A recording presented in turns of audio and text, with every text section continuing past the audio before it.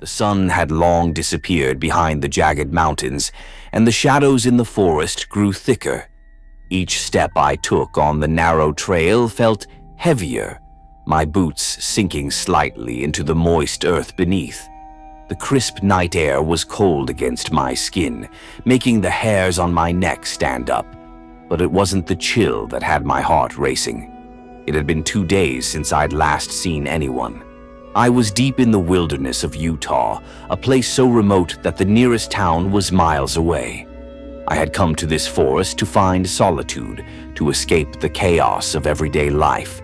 It was supposed to be an escape, an adventure, but now I wasn't sure if I would make it out alive. I paused at the edge of the trail, listening. The forest was unusually quiet tonight. No birds, no rustling of animals, just silence. But then I heard it. A faint, almost imperceptible sound. A whisper on the wind? Or was it something more? It was the kind of sound that made your heart skip a beat, the kind that made you question if you were truly alone. I shook my head, trying to push away the feeling creeping into my chest. But the air felt heavier now, thicker somehow, as though the very forest itself was holding its breath. I moved forward, trying to shake off the unease, but the feeling remained. It was a chill that had nothing to do with the cold. Something was wrong. I'd heard it first around dusk, a faint rustle in the trees, a soft snap of a branch breaking underfoot. But I had dismissed it as an animal, perhaps a deer or a bear. Now, as night took full hold of the forest, I wasn't so sure. A sudden rustle from the underbrush caught my attention. I froze, every muscle in my body tensing as I strained to listen. The sound was faint, but it was too deliberate to be the wind. Someone, or something, was out there, moving silently through the trees, just beyond the reach of the firelight. I grabbed the flashlight by my side, its beam cutting through the thick darkness. My fingers shook as I clicked it on. I scanned the forest around me, but the trees were too thick, the shadows too deep to make out anything. For a moment, everything was still. Then another sound, a twig snapping underfoot. It was closer this time. My breath caught in my throat. I wasn't alone. I stood frozen, unsure of what to do. My mind raced, trying to make sense of the situation. The forest was vast, and the chances of anyone being out here at this time of night were slim to none. But the more I listened, the more I realized that whoever, or whatever, was out there was closing in. I could feel it, the eyes watching from the darkness, waiting for me to make a move. I grabbed my backpack and slung it over my shoulder. If someone or something was following me, I needed to make sure I could get away. I had no idea if it was human or animal, but the danger felt real. I stepped away from the campfire and into the dense forest, the beam of my flashlight cutting through the blackness ahead of me. Each step I took felt louder than the last, my heartbeat pounding in my ears. I didn't dare look back. The further I moved, the more the feeling of being hunted intensified. My mind kept racing, trying to find a logical explanation, but every thought was clouded by the ever-present rustling in the trees. It was no longer just a sound, it was a rhythm, deliberate, calculated. I quickened my pace, pushing through the underbrush.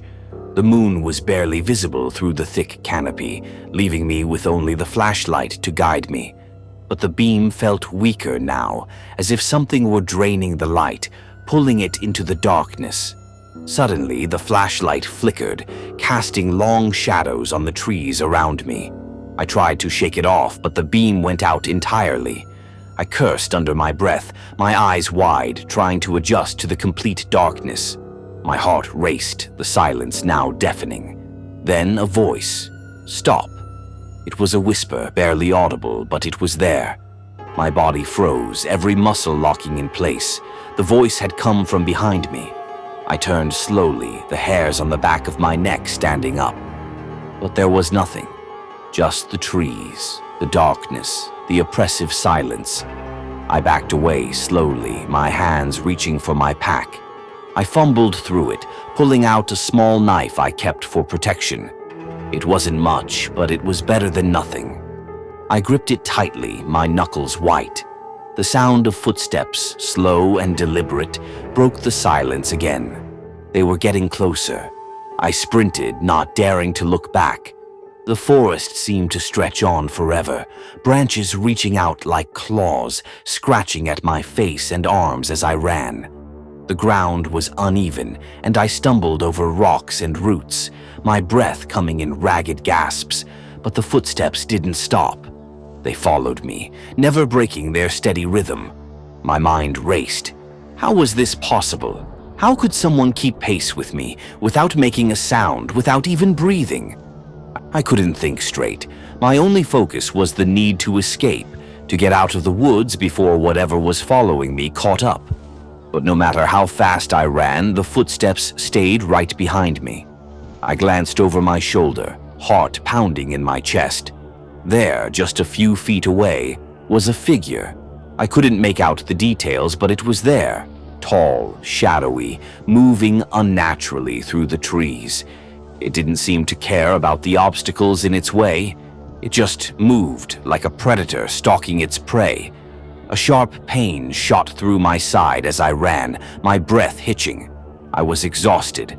My legs burned, my chest felt tight, and I could feel the weight of fear pressing down on me. I needed to get to safety. I needed to find help.